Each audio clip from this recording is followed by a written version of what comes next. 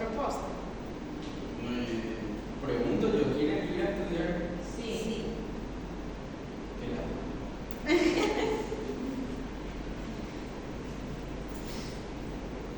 Bueno, vamos a ver rápidamente lo que tienen que saber para la prueba. ¿Sí? Ya discutimos bastante de la enfermedad, ¿verdad? La parte clínica yo creo que quedó claro.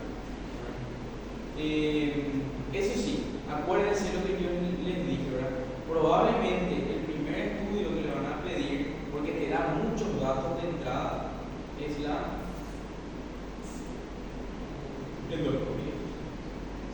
Pero el gol estándar, no se olviden que es el monitoreo de 24 horas con pH. Entonces, rápido. La endoscopia te permite ver un montón de cosas. ¿Sí? No te hace el diagnóstico directo, pero te permite evaluar consecuencias de la enfermedad por reflujo. ¿Sí? Esofagitis, estenosis, esófago de Barrett, te permite tomar biopsias en caso de presentar esófago de Barrett para confirmación del diagnóstico y te permite excluir la presencia de otras enfermedades. Como ya habíamos visto para la calasia, es muy bueno para hacer diagnóstico diferencial. Entonces, ay señor,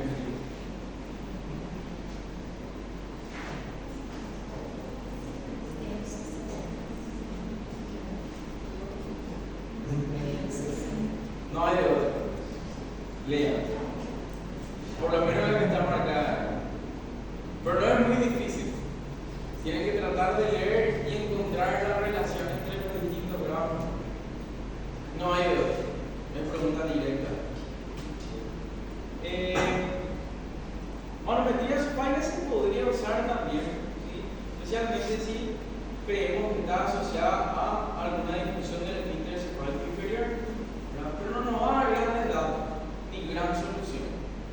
¿Sí? Entonces, gol estándar está marcado ahí, no sé por qué, cerrado, subrayado. Entonces, acuérdense de esto.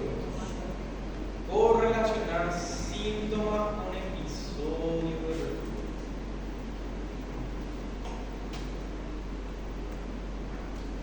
Esto es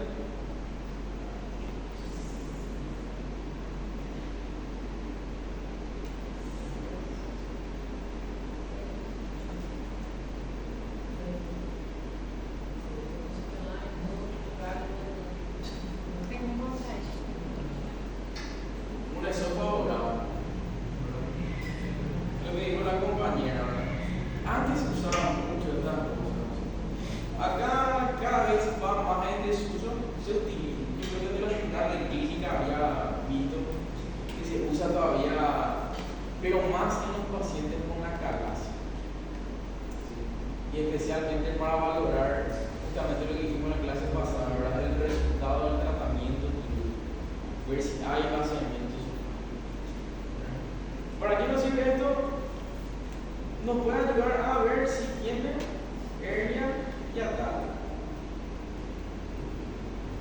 Específicamente si queremos pensar en algo que esté relacionado a la enfermedad por reflujo, obviamente neoplasia por defectos de relleno, defectos estructurales, algún anillo esofágico por retracción cicatrizal.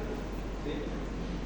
Entonces, ¿para qué es bueno? Para ver si hay o no retraso del vaciamiento gástrico.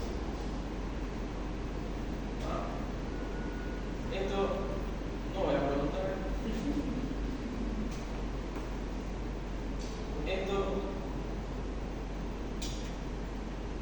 yo nunca vi que se haga acá, ¿sí? Pero habla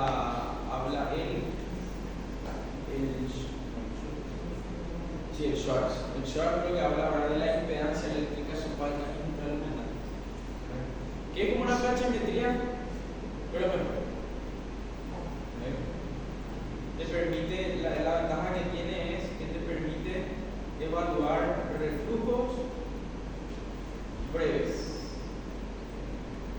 Entonces, haces un recuento mejor de los episodios de reflujo y puedes relacionar mejor ¿Complicaciones? ¿Qué tenemos? ¿Cómo se puede complicar una enfermedad por el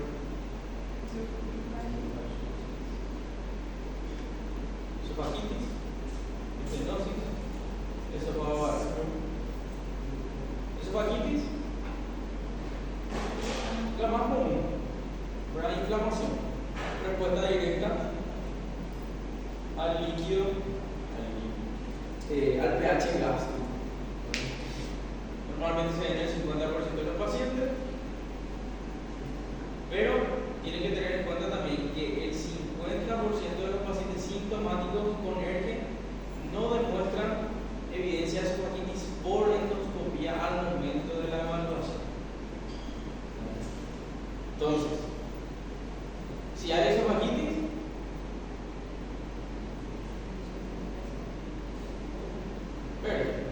probable. Si no hay esofagitis, no descartamos. Por eso les digo, ¿verdad?, que lo que te demuestra la endoscopía es consecuencia de la enfermedad, pero no te hace el diagnóstico. Entonces, esto es saber Miller con imágenes, que estaba más atrás. Los ángeles no les voy a preguntar, porque soy bueno.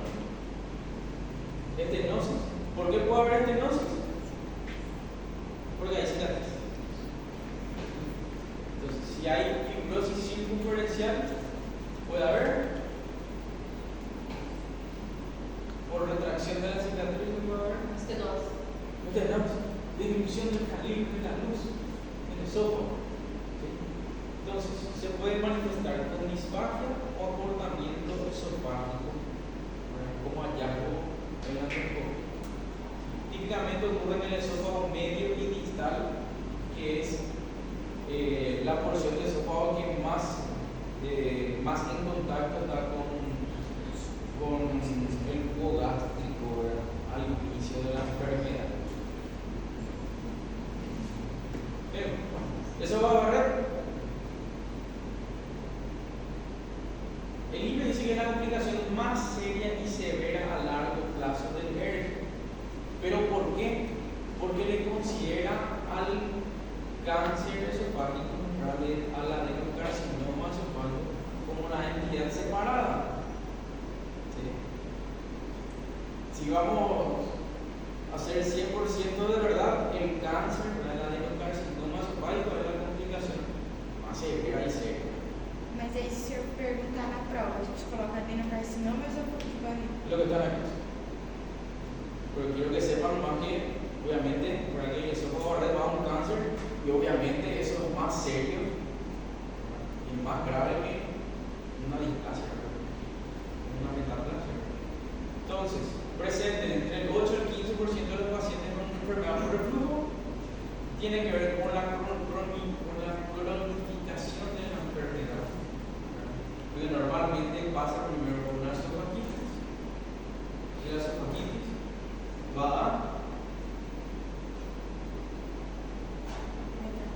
metaplasia, y de la metaplasia puede ir a displasia, y la displasia, si pasa la muscular de la mucosa, podemos decir que es un cáncer invasivo.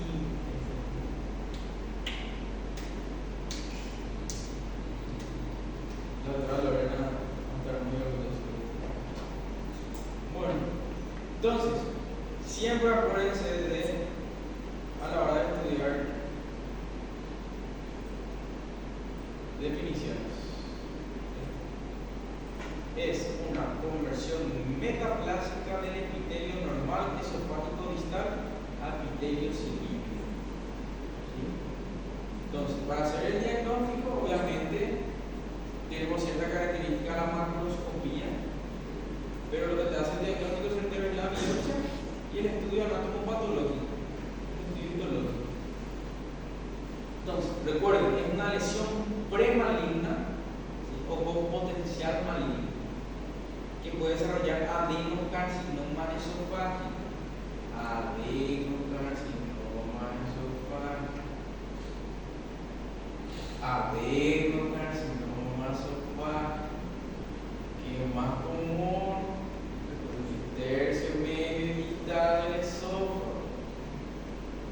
sale tercio proximal, lo más probablemente no es un adenocarcinoma esofágico.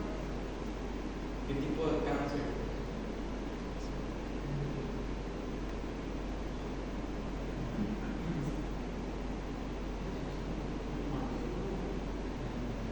Un carcinoma. Un carcinoma epitelial.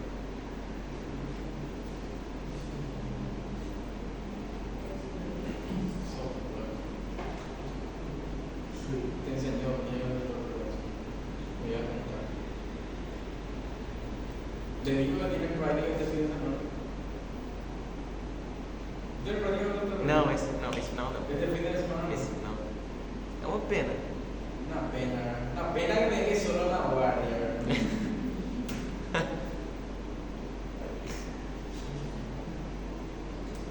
Pero, Mas você vai ter 5 mulheres que você bota elas pra trabalhar. ella llega a su guardia y ella Ele tá assim o tempo todo. Por quê? Pronto. Teve Tá um falando pra você domingo colocar. nosso que ele nem apareceu pra ver nós. ¿cuándo? ¿Vos estuviste esta semana? Não, essa semana. Ele gosta mais de nós. Mas ele vai ser que o senhor nem deu conta de nós. Nem aí. Eu e Felipe oferecemos um ponto. No. Así es. Ele nem aparece pra ver vocês porque vocês são chatos demais. Vimos tomografía, hablamos de trauma cráneo de la vida. ¿Y cómo hablamos? Bueno, hablamos de más cosas.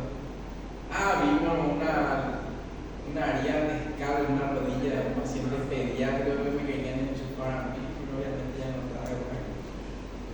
Donde había abulsión de la rótula. Para toalete y los chicos son buenos. ¿Y sabes por qué ven esas cosas? Porque se quedan la práctica hasta tarde.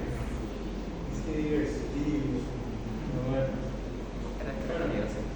Acuérdense que esto ya vimos, ¿verdad? Un cambio evolutivo, ¿verdad? Que va de esofagitis, metaplasia, displasia a alto grado, ¿verdad? Puede llegar a un carcinoma. Entonces, ¿qué opciones tenemos? Si tenemos esófago barrero, nos encontramos ante una lesión premaligna, que puede llevar a un cáncer. Si se hace biopsia, y en la biopsia resulta que no hay displasia o hay displasia de bajo grado, tengo dos opciones. Tratamiento médico, que consiste en inhibidor de mapatón y programa mañana. Acuérdense que no es el mismo problema que en la úlcera. Acá sí podemos ganar el motor. O tenemos la opción, ya que es más definitiva, la cirugía antirreflujo. Quando que vai voltar pela cirurgia? ¿Cuándo vamos a entrar por la cirugía? Sempre sim. ¿Cuándo? ¿Cuándo? ¿Pensamos?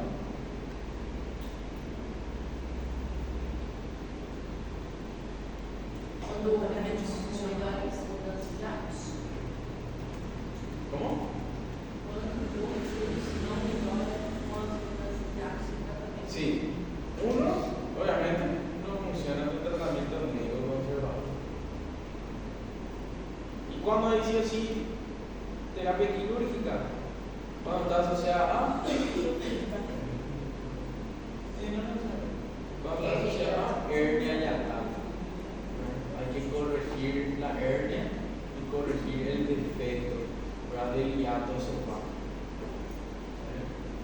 Ahora, podemos tener otra opción, ¿verdad? Porque obviamente una patología puede tener indicación quirúrgica, pero siempre hay que mirar los pros y los contras. Si vale la pena o no hacerle una cirugía al paciente. El fin de semana pasado se fue una señora de 96 años encamada, cardiópata, hipertensa, diabética.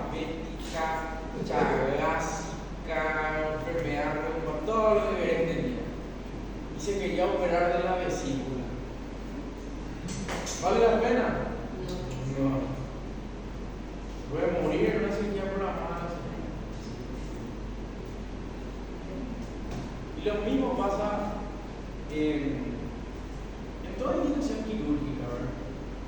Tenemos la otra opción, ¿verdad? Que en la biopsia venga una lesión fea, que tenga mucha displasia, inclusive se puede hablar de un cáncer temprano o un CA in situ, ¿verdad? Entonces, tenemos dos escenarios. Uno, un paciente joven. Felipe cuando mitad de Felipe tiene una enfermedad broncogastroscópica, le hicimos una endoscopía y eso fue a barrer y tiene una displasia de alto grado. Ahí tenemos varias opciones. Uno, se puede hacer una endoscopía terapéutica. Si le clasificamos y le estadificamos bien, tiene que ser un cáncer temprano confinada a la mucosa. ¿Sí? Ahí se puede hacer endoscopía terapéutica. Se puede hacer una mucosectomía. Se retira toda la mucosa con la displasia. Pero, acuérdense, tiene que estar confinada a la mucosa confirmada por biopsia para hacer la mucosectomía. ¿Sí? Então, aqui esse câncer nessa idade pode ter vindo de uma metástase ou não? No tiene que tener metástasis. Não. Sofreu uma metástase para estar aí ou não? Esse daí vai virar uma metástase? No metástasis. Pela idade do paciente, já com essa patologia, deve ter havido já uma metástase ou não?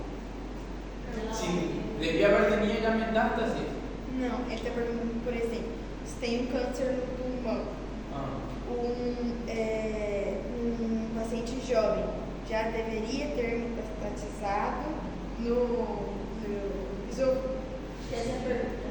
É, mais ou menos. Esse câncer Se daqui. veio de outro câncer. É isso. Se o. Esse esôfago de barriga. O esôfago de barriga veio de outro câncer. Foi uma Não, metástase. não é isso.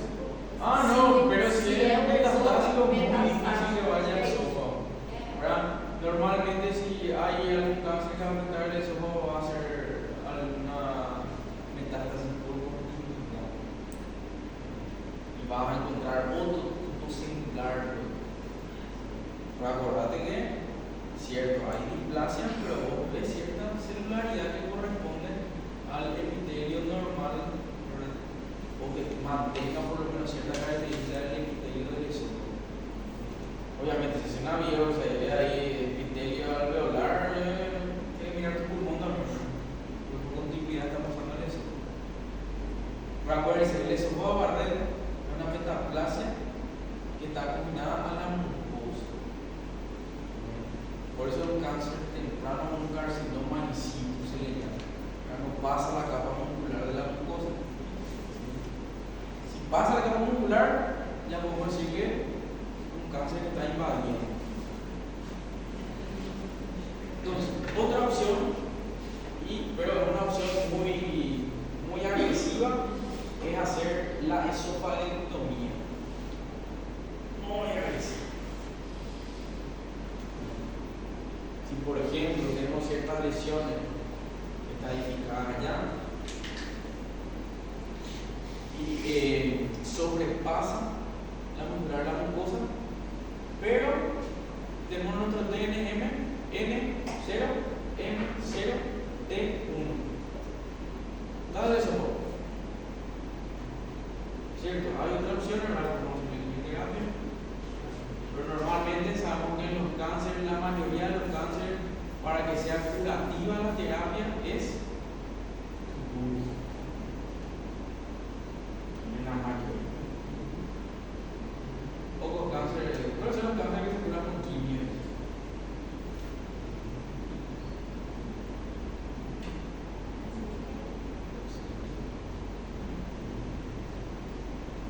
La mayoría de los cánceres requieren la anticoagulación quirúrgica del tejido cancerígeno. Si es un poco más agresivo y vayan a explorar las cosas, se puede hacer eso para el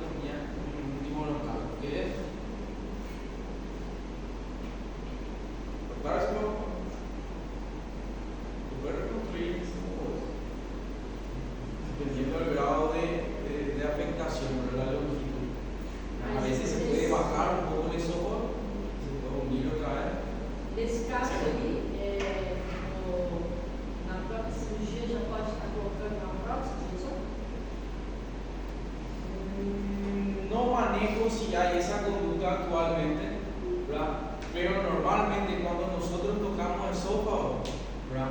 Se aboca primero, se envía, ¿verdad?, tejido de los márgenes. Si hay margen libre, ahí lo puedes colocar alguna prótesis, ¿sí? Porque acordate que si colocas en una prótesis ya cambia toda la anatomía, ¿verdad? Y el tejido va a ir creciendo sobre la prótesis y te va a complicar después para hacer quimioterapia o radioterapia o hacer una terapia quirúrgica.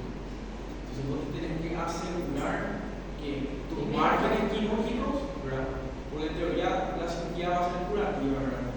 Eso van a ver en onco, no sé si ya están dando ahora lo de cirugía curativa, lo de cirugía paliativa, que se diferencia, ¿verdad? Pero cuando vos buscas una cirugía curativa, vos buscas que los márgenes quirúrgicos estén libres de tejido cancerígeno. Y después vas a hacer lo que querés. Después vas a hacer lo que querés. Pero tenés que asegurarte de eso primero.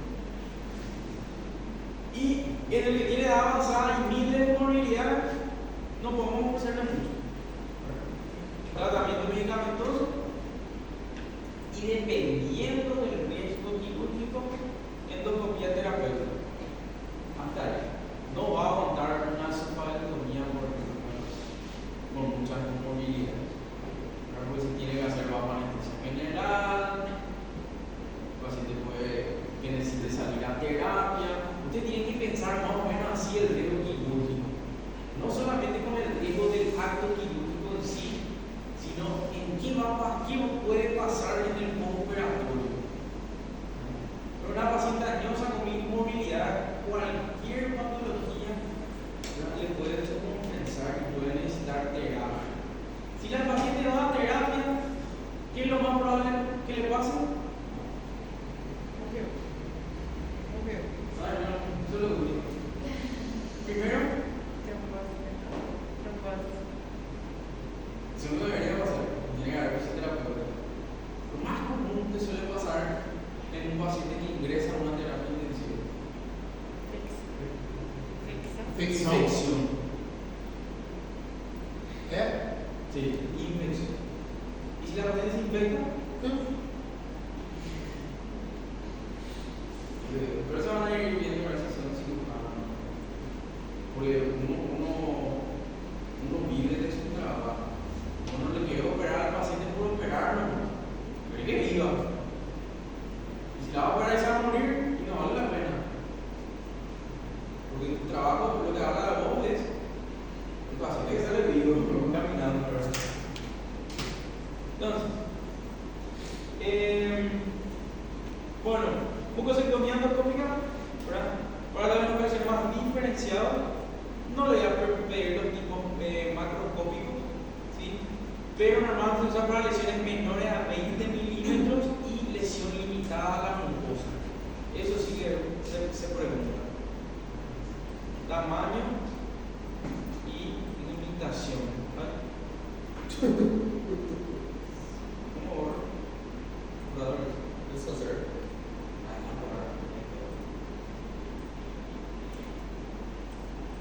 Y lesión limitada a la mucosa. De esto, conversación de eso. Bueno, tratamiento. Tenemos metas. Uno, control de síntomas. De todos los síntomas. La fibrosis, lupus, la tos nocturna, el dolor retroesternal, todo. Si hay presencia de esofagititis, curación de la esofagititis, obviamente. Y con esto, prevenir una esofagótica.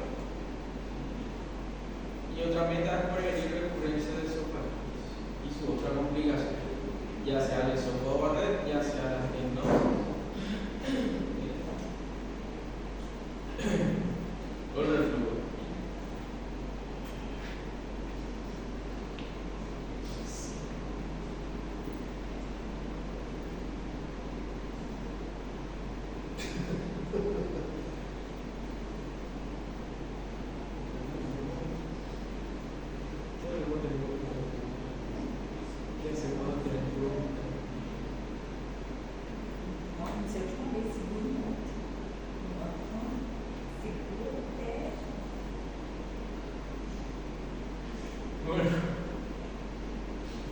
paciente que consulta con estos síntomas, lo primero que vamos a hacer es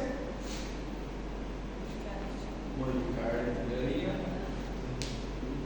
Podemos ya iniciar por lo menos, inhibidor de hormonas. Inhibidor de mínimamente. Entonces, si está asociada a hernia hiatal, o si hay esofagitis recurrente, o si hay una displasia importante en el esófago con presencia de esófago barrel, se sugiere cirugía antirreflujo. ¿Qué es eso? Bueno, ¿qué le van a recomendar? 1. Perder peso. ¿Sí? 2. Evitar alcohol, chocolate, cítricos, tomate, menta, café, cebolla. Todo esto no está, excepto el alcohol. Evitar comidas copiosas y abundantes. Comer pequeñas porciones con ingesta más frecuente. ¿Sí? Esta es la mejor recomendación que nos funciona. Esperar por lo menos 3 horas antes de recostarse para evitar el reflujo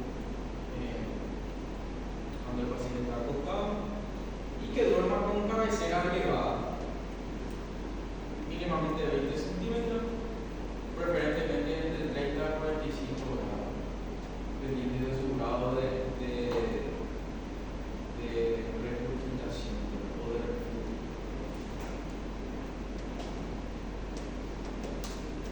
Terapia farmacológica, antiácidos, estándar en los 70, bueno para aliviar síntomas. Normalmente se utilizan después de cada comida o antes de acostarse a dormir, por la frecuencia de los síntomas. Ahora siempre se usa antiácidos en conjunto con inhibidor de bomba. Pero el eje de tratamiento realmente es el inhibidor de bomba, el más barato, y el que más tenemos para prescribir. Después tenemos los inhibidores de H2, también actúan como antiácidos, como la ranitidina, famotidina, cimetidina, isartanina. Ya leíamos ya sobre la ranitidina en la clase pasada, hablamos de eso. No me acuerdo si me contestaron o no.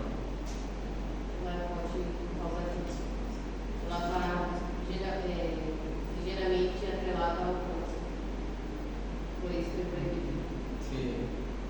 Los estudios estos que hacen para el control de drogas y alimentos, ¿verdad?, que tienen su clasificación en la cual le relacionan a cierto alimento o droga a la producción o aparición del cáncer. Y en los últimos años la ranitidina cambió de clasificación y su relación a la aparición del cáncer aumentó. Creo que pasó a grado algo, más no recuerdo. Hace mucho ya leí el artículo, no me recuerdo.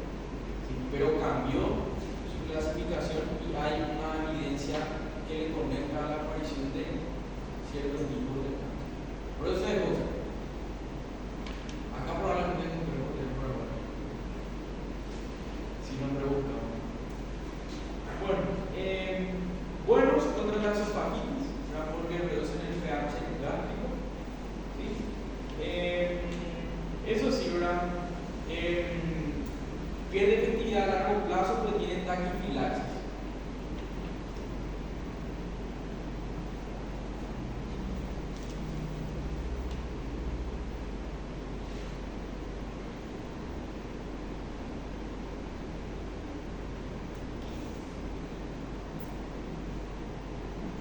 Não entendi. Explica de novo. ¿Qué? Não entendi. Explica de novo. ¿Qué no entendí? Essa se observada aí. Porque aí está dizendo que com o tempo ela não vai ter mais. ¿Qué es la taquifilaxis?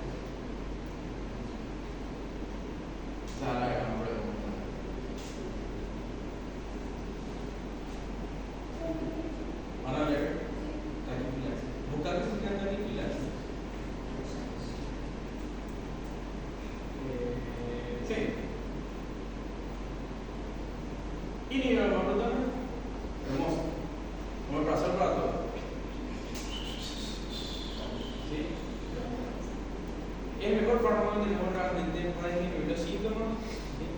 Inclusive son superiores a los famosos antiácidos, inhibidores de H2. En lo mejor síntomas, en un periodo de 4 semanas y se da una resolución de cefalea a las 8 semanas. Por eso las terapias con inhibidores valprotones varían por de 4, 6 a 8 semanas en lugar de inhibidores valprotones. Eso sí, ¿verdad? Si vamos a ser muy quisquillosos y nos vamos a ver por la parte de clínica médica, ¿verdad?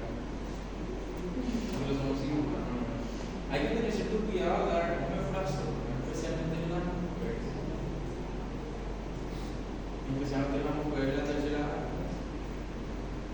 Y especialmente en las mujeres de la tercera edad que ya están en la menopausia. ¿Sí? Porque la mujer sí o sí, ¿verdad? Al entrar en la menopausia tiene un desequilibrio hormonal y especialmente el gran problema que tiene es el metabolismo del cáncer. Tiene que tomar casos, señor. Não, e parar de tomar Y dejar de tomar omeprazol porque te vas a caer regando tu planta y te vas a fracturar la cadera. Es lo que normalmente pasa.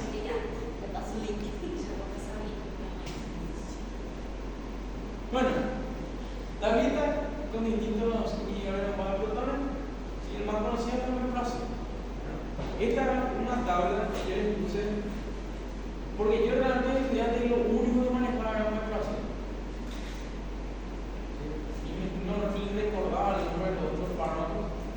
Y recuerden que se diferencia en la formulación que tienen, ¿verdad? O la concentración de droga que tienen, ¿verdad? Y esto lo único que hace es comparar el omeprazol, ¿verdad? Que es el fármaco que más conocemos, con las presentaciones de los otros fármacos y ver sus equivalentes. ¿Sí? Si yo voy a hacer una terapia de inhibidor valprotones con omeprazol, necesito darle 20 miligramos.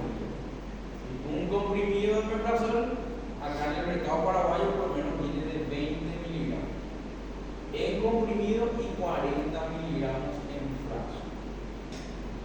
Si yo voy a usar otro nivel de valprotones, estas son las dosis que yo necesito usar. Lansoprazol de 15 a 30, pantoprazol también se usa mucho de 40, y ese omeprazol que es carísimo de 20 a 40 miligramos. Normalmente usamos solamente omeprazol por el precio. Omeprazol tenemos en el ministerio, en la farmacia privada hay los otros fármacos, pero son caros. ¿Sí? Podría pensar que el paciente va a consumir, que puede consumir inclusive hasta 8 semanas. Un gasto. Entonces, ¿cómo iniciamos la terapia farmacológica?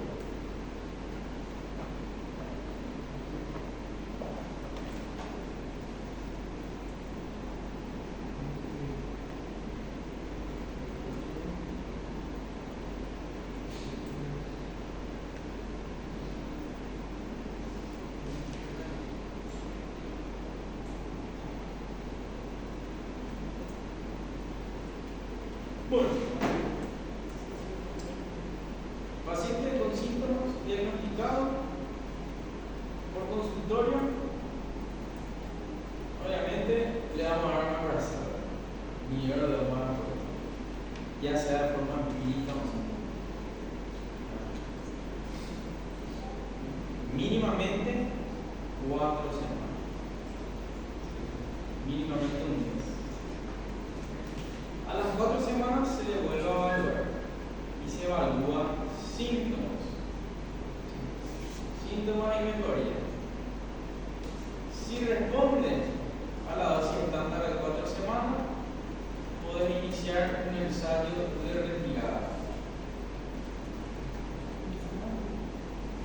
Le vas espaciando la toma de omeprazol hasta retirar completamente. Si se mantiene asintomático luego del ensayo de retirada, milagro de Dios. Seguro. Si no se se puede volver a probar una vez más vinieron más protones. Obviamente, ¿verdad? Esto es al ERG que no está asociado a hernia hiatal. Vamos a ver el ERG con hernia hiatal en otro capítulo que va a ser de hernia, un capítulo aparte. Entonces, si no se mantiene asintomático, se puede volver a iniciar la terapia con hidrógeno más protones y se vuelve a hacer el ensayo de retirada, ¿sí? Hasta encontrar una dosis mínima ideal para el paciente para que quede asintomático. Se le vuelve a controlar al paciente. Si mantiene un buen control, ¿sí? Encontrar una dosis mínima de hidrógeno más protones. ¿Qué pasa?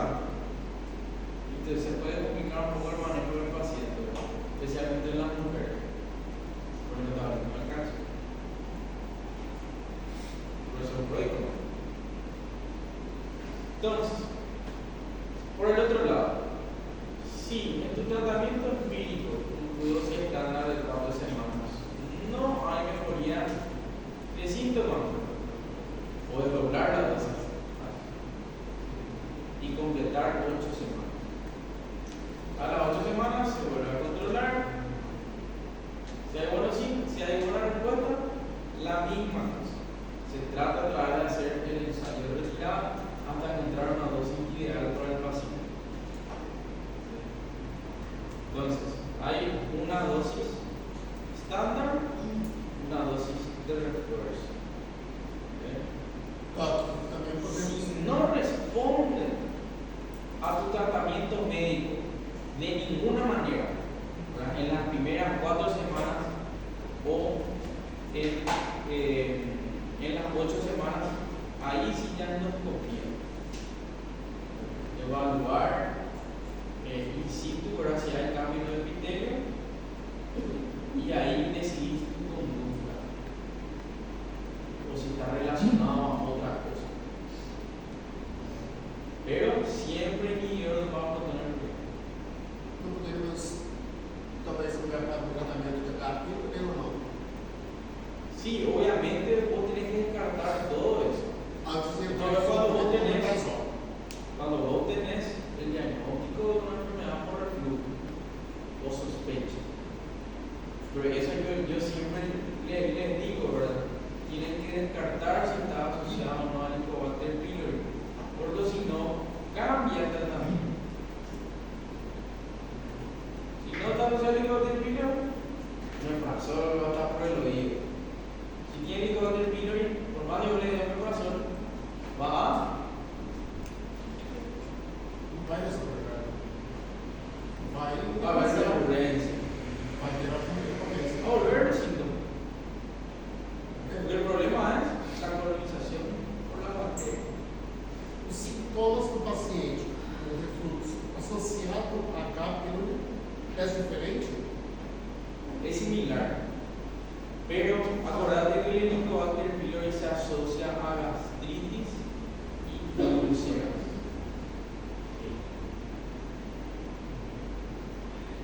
¿Hay diferencia? Sí. Vai ter dolor. ¿Es leve? No hay mucha diferencia cuando hablamos de síntomas. ¿Por qué? Porque en los dos puede haber pirosis, en los dos puede haber dolor retrointestinal por el reflujo. Pero la enfermedad ulcerosa no necesariamente va a tener reflujo. No necesariamente va a tener reflujo. Entonces, ¿vos cómo vas a diferenciar? Una buena anamnesis, y si la anamnesis no te ayuda, para eso que tenés, método auxiliar. Y se va siempre de lo menos invasivo a lo más invasivo, dependiendo de lo que vos querés evaluar. ¿Sí? Terminamos. Diga.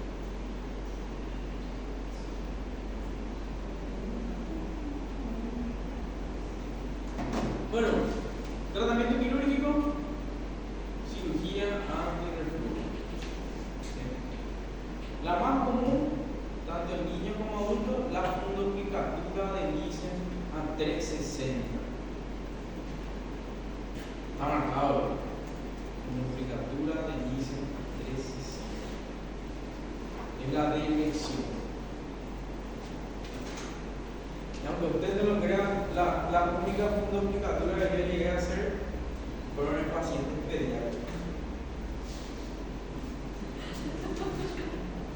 Al paciente pediátrico, cuando se le va a hacer el botón gástrico, la gastrotomía para alimentación, normalmente ya se le hace una fundoplicatura para evitar el reflujo. En los pediátricos lo que es una cirugía no difícil.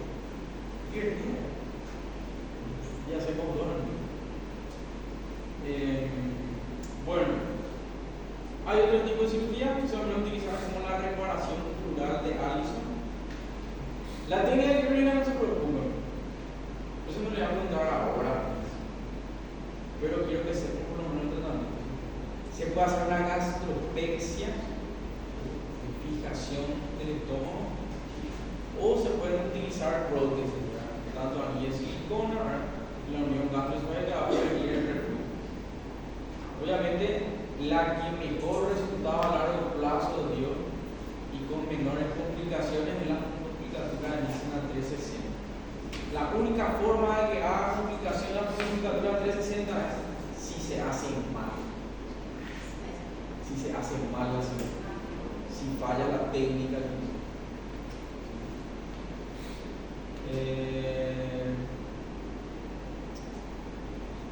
De la técnica vamos a hablar otro día, pero quiero que se fijen por lo menos para qué es lo que se hace. Si se fijan, ¿verdad? Tenemos cardia y tenemos fundus gástrico. Y lo que se hace es llevar el fundus, se diseca, ¿verdad? La unión gastroesofágica, el esófago por detrás. Y lo que se hace es llevar el fundus gástrico por detrás de la unión gastroesofágica y se le hace como una corbata. ¿Ven cómo queda?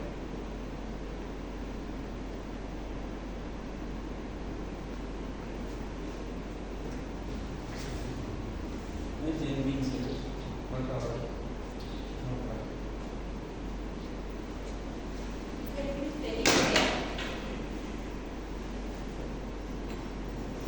Ya terminando. Ya ven. Esto es mañana.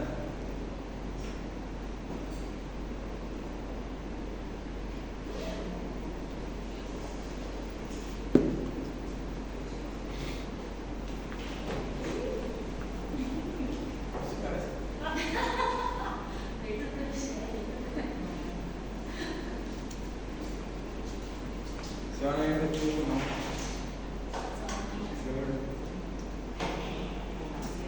No. 24 horas. 36.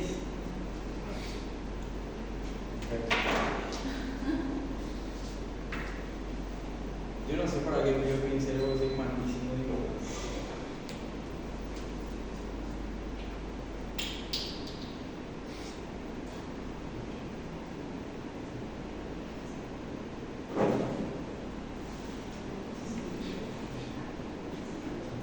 Les pongo aquí un cortito.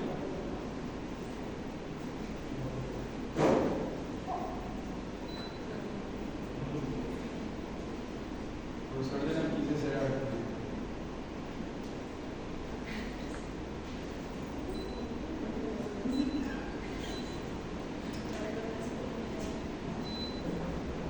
¿Qué es? Fumo. Y se habla de fumo. Explicatura. Quiere explicar.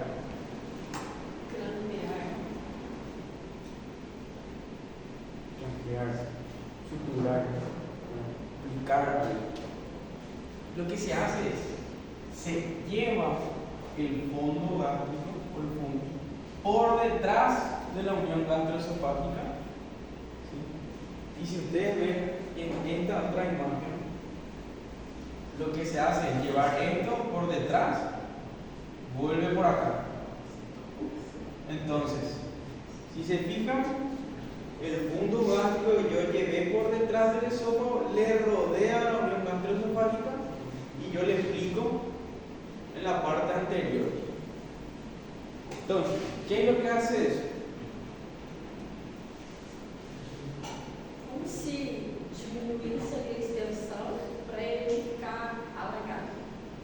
Simula um esfíncter. Simula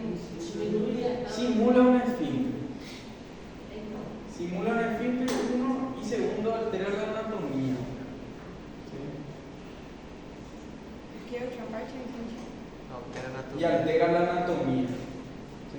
Entonces, si el paciente está acostado, probablemente no va a refluir. ¿Por qué? Porque se le agrega un ángulo, ¿sí? Y se estrecha la unión gastroesofágica.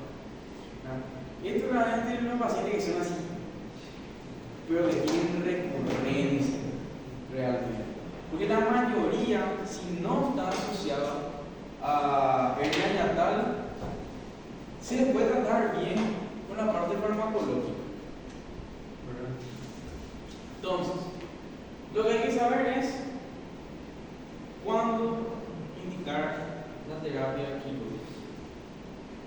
Uno, persistencia de síntomas. Dos, paciente en tratamiento medicamentoso crónico que quiera un tratamiento definitivo. 3, esófago de Barrett. Esófago de Barrett. Obviamente ahí abrimos un abanico de posibilidades que tienen que ver con las comorbilidades del paciente, si se puede o no operar. Pero presencia de esófago de Barrett, no hay que perder tiempo. Se inicia la terapia con nivelombaflotones, ya se hace la cirugía antirreflujo. ¿Para qué? Para que no haya recurrencia de esofagitis. Presencia persistente de manifestaciones gastroesofágicas, ya sea tos, aspiración, disfonía, odinofagia, otitis media, erosión del esmalte dental, pacientes jóvenes. O sea, el paciente joven va a operar, debe mejorar la calidad de vida. El paciente joven en teoría no debería tener muchas comorbilidades. Algo muy importante y que no siempre se habla en las clases es paciente con pobre apego al tratamiento médico. Porque siempre hablamos definición de la patología, fisiopatología, ¿verdad? Cómo se produce la enfermedad, signos y síntomas, examen físico, tratamiento. Pero nunca le miramos al paciente. Y hay muchas veces que el paciente no sigue las indicaciones médicas. Y ustedes, si se van a dedicar a ser médicos generales, van a ver un montón de pacientes que no se apegan al tratamiento, especialmente en las enfermedades crónicas como la diabetes y la hipertensión. No sé cómo será en Brasil, pero no creo que sea tan diferente. Señor, ¿vos sos hipertenso? Sí, yo soy hipertenso. ¿Y tomar medicamentos? No, nació bien estoy ahora. Estoy muy bien ahora. Cuando me siento mal, nomás tomo. ¿Verdad? ¿Y el diabético? Señora, vos sos diabética. Cuando me pongo nerviosa, ahí lo que se sube todo, mi presión y mi azúcar. ¿Y qué tomar? Y tomo jugo de limón en ayuna. Y más, acá en Paraguay usamos mucho los remedios yuyo, ¿verdad? Son las infusiones caseras. En el teguerero, en el mate, en forma de té. Un montón de automedicaciones y infusiones caseras. Pero no quieren medicarse. Yo creo que el mismo pensamiento es de todos lados, ¿verdad? Yo creo que el paciente, cuando se le habla de este tipo de patología, ¿verdad?, que requiere un tratamiento crónico de por vida prácticamente, se siente enfermo y el paciente no quiere estar enfermo. O el paciente entra en negación. Pero si yo estoy bien, yo no me siento mal, ¿para qué voy a tomar? Mi vecina me dijo que la insulina le dejó ciego. Y ahí empieza a ver, ¿verdad?, las conductas que no queremos. Entonces, evaluar siempre, ¿verdad? Esto en pediatría, ¿verdad? Que se llama pediatra, ¿verdad? Se llama riesgo social en el paciente pediátrico. En el adulto se llama ignorancia, para no decir estupidez, pero es ignorancia. Pero el paciente pediátrico, si no va a haber, ellos evalúan eso, si no va a haber apego al tratamiento, es riesgo social. Y ya se complica más la cosa, porque el niño es la cosa más preciada que tiene un país. Tanto la fiscalía, la Defensoría del Ambiente, todo. Bueno, evaluar en pacientes, mujeres posmenopáusicas con osteopenia o ya con osteoporosis. Pacientes con defectos en la conducción cardíaca. ¿Por qué?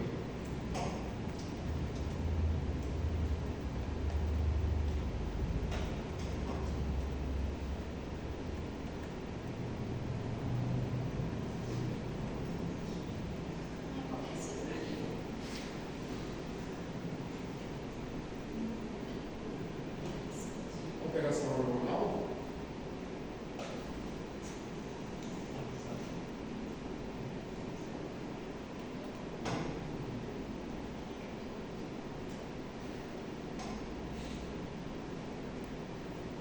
¿Por qué deberíamos operar a un paciente que tiene defectos en la conducción cardíaca?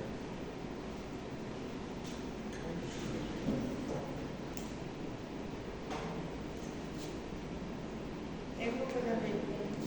Complicações? Nada.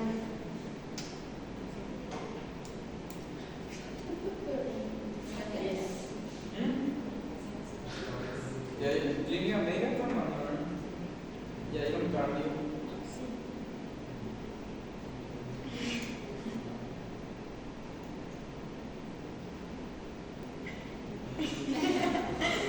Voy a volver a leer cómo funciona el corazón,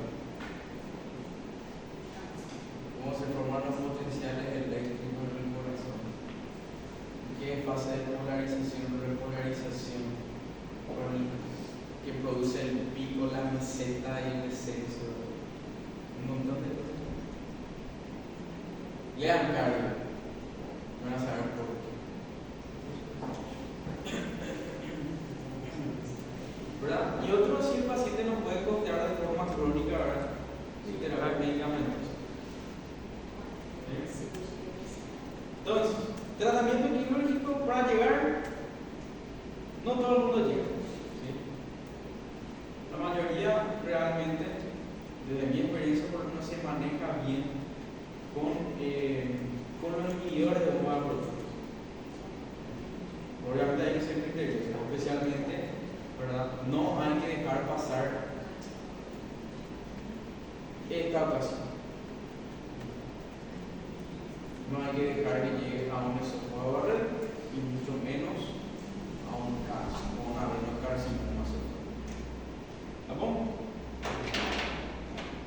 Quedamos hasta acá hoy. Vayan a estudiar. ¿Sí? Nuestro examen es la próxima semana. ¿Sí? Misma metodología. Selección múltiple, un caso clínico. El caso clínico puede ser cualquier tema de hemorragia digestiva baja, alta, divertículo, diverticulitis, acalasia, enfermedad por reflujo. Ahora, el problema del examen no está en la selección múltiple, siempre está en el caso clínico. ¿Sí? Y los que vinieron a hacer la corrección, hicieron la corrección de verdad. Porque si se fijaron en algo. El caso clínico que yo les doy, obviamente es un caso clínico incompleto. ¿Verdad? Normalmente le describe al paciente su motivo de consulta, dato importante en la anamnesis, dato importante en el examen físico, dato importante en el signo vital. Entonces, normalmente siempre van a poder hacer un diagnóstico grande. ¿Verdad? Si un paciente viene por vómitos sanguinolentos, una anamnesis importante, ¿qué diagnóstico van a poner? Sí, ¿verdad? No van a poner úlcera complicada. Ese es el problema cuando piensan demasiado. No van a poner úlcera complicada, porque ese diagnóstico no pueden hacer todavía. Lo que ustedes saben es que el paciente está sangrando tiene manifestaciones de que es una morada que diga algo. Hasta ahí pueden saber. Y tienen que saber leer e interpretar el examen físico y los signos vitales.